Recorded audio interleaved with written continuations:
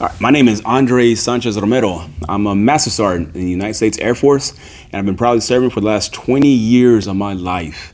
I am married to my wife of 17 happy, wonderful, and fulfilling years, Brenda, and we have 3 boys together, Benjamin, AJ, and Levi. And we're all living here in a very sunny, very warm Joint Base Pearl Harbor Hickam in Oahu, Hawaii. Couldn't ask for a better place to live at the moment. It's not a bad gig out here. It's not too shabby, what I like to say. So in my 20 years, before I got here, I've had a pretty good career, a very fulfilling career. I've met a lot of good people. I've had a lot of good mentors, a lot of good friends that have helped me through thick and thin. We've overcome a lot of obstacles together. We've had a lot of successes. We've had some failures, but we're able to overcome that together. And that's something that I do appreciate throughout my career, and it has really impacted my life. So a lot of good people. But sometimes you get obstacles that you're really not prepared for, even though you hear about them. And let me tell you about mine.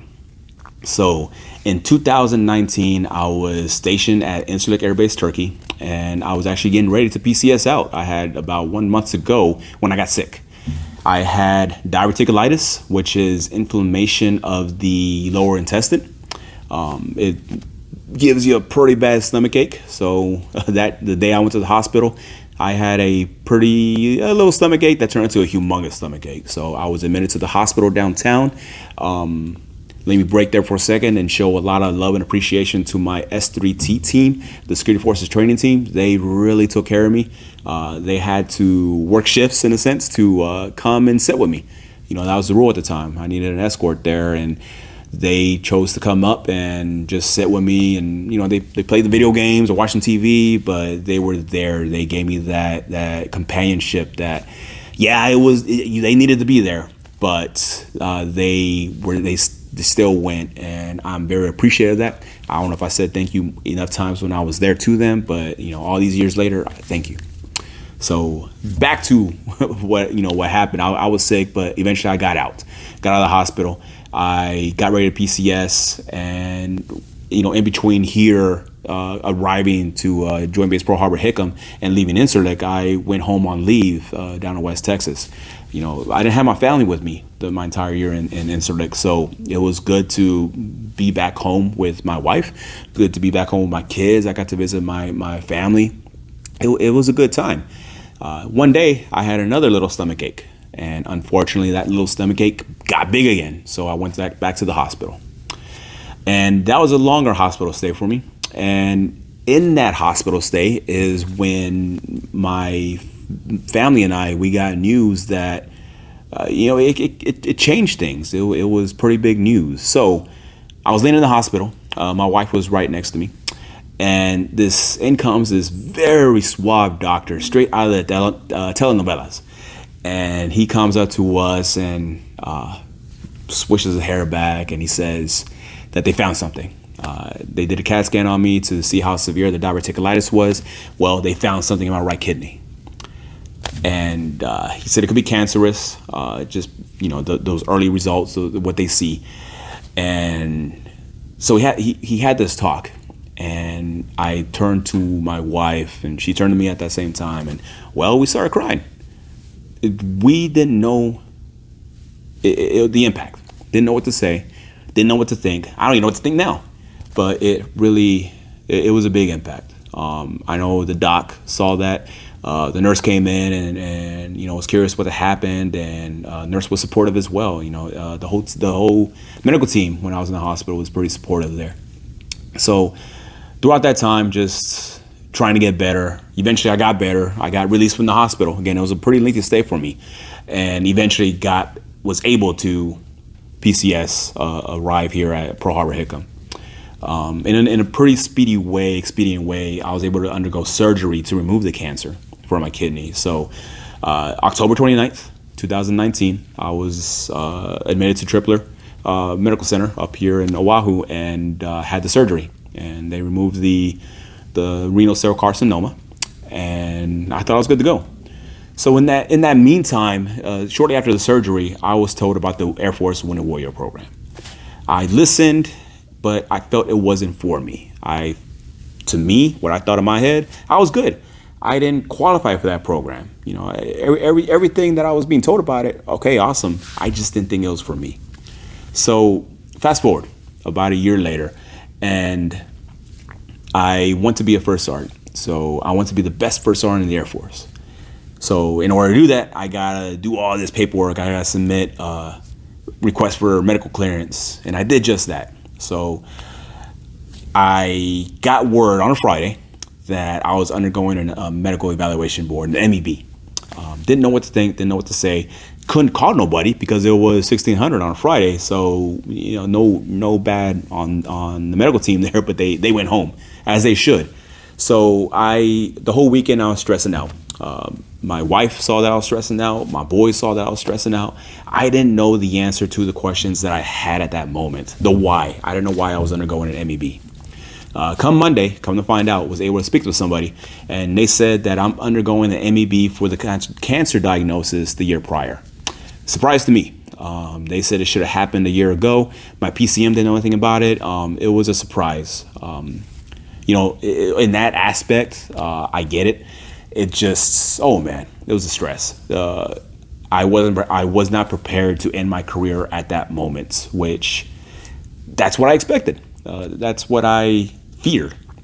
So again, in that interim, and I'm stressing out, and to be honest, I'm not getting that support that I think I needed. Heck, to this day, I don't know what I need, but I wasn't getting that support that made me feel valued.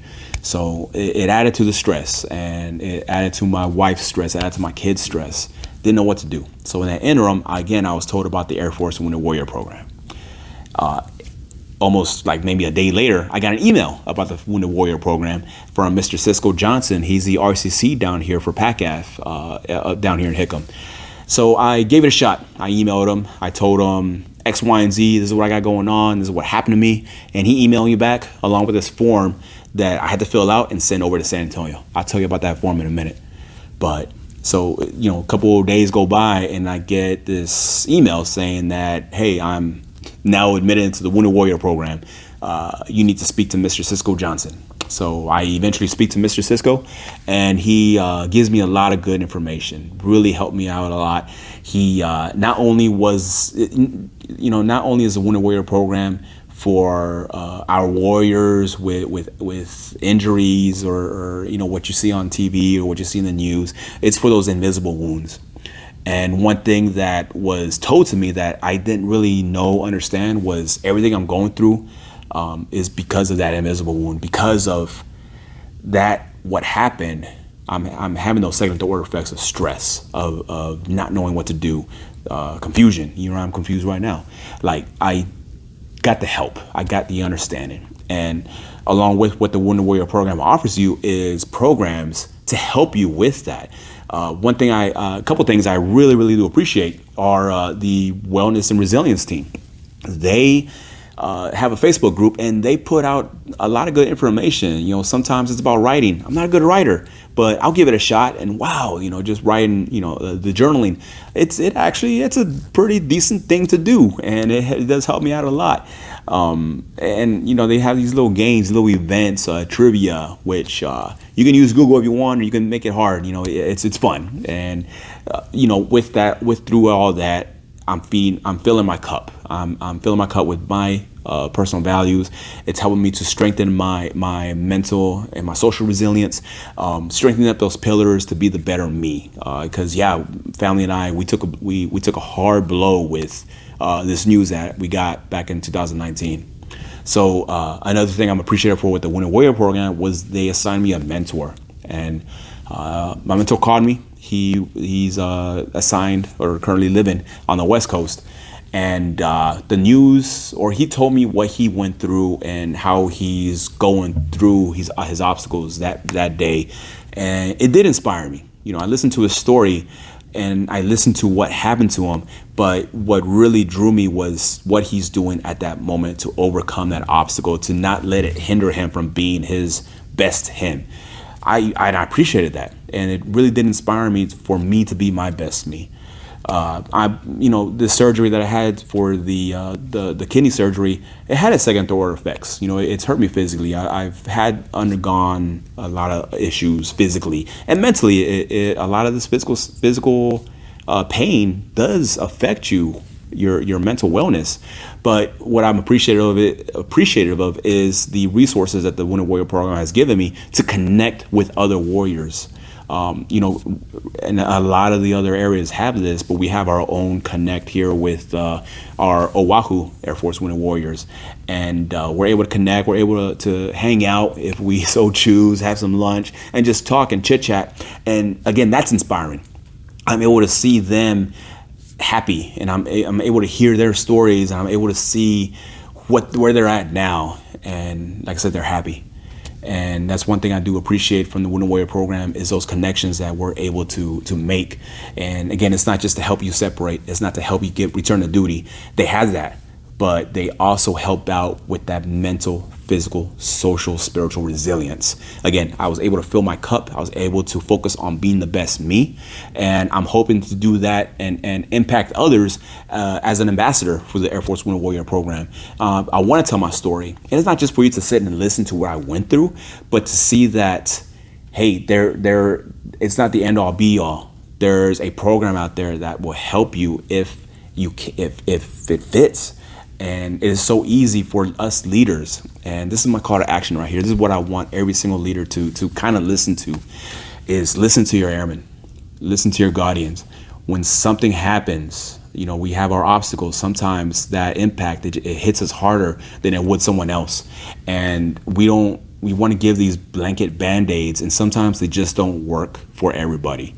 And what I found, what worked out for me the most was someone who listened to me and didn't take action. They just listened, but they knew resources. They were able to help me with how they knew to help me, but they were able to refer me to other resources. And with this particular situation I had with the cancer diagnosis, I was able to get help from a peer, from a friend. And I listened to that friend. I listened to Cisco Johnson, his email. It really got me going, and just making that connection, I am where I'm at right now. And I'm hoping to be the best me I can be. And can be done by our leaders. And I'm not just talking about, the higher echelon leaders. I'm talking about everyone's a leader. All airmen, all tiers of the enlisted force structure, our officer career. Listen to your airmen. Listen to them. Know that this is just another resource that you can refer them to, and it's so easy to do this. Just get on the website, woundedwarrior.af.mil. They have a little button that you can click on, and it says refer an airman guardian. Click that button, fill out the paperwork, and send it over to some very awesome folks in San Antonio. They will help you.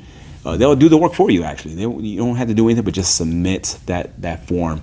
And once that's done, there's so many other resources that we can give our airmen, but one of those resources that we really don't discuss is just being there, being a wingman.